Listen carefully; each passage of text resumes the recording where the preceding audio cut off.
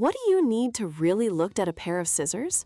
It's not one thing, it's a system. Two levers pivoting on a screw with two sharp wedges for blades. We almost never use simple machines by themselves. We combine them, and when we do, we create a complex machine. Think about a bicycle, perhaps the most efficient transport machine ever invented. It's a symphony of simple machines working in concert.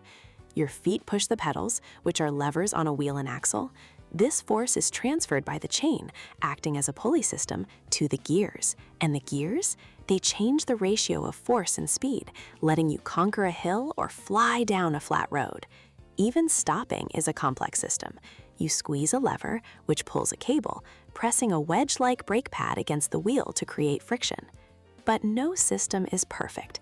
That's where efficiency comes in.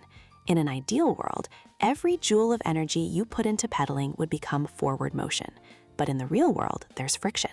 Energy is lost as heat and the squeaking sound of a rusty chain.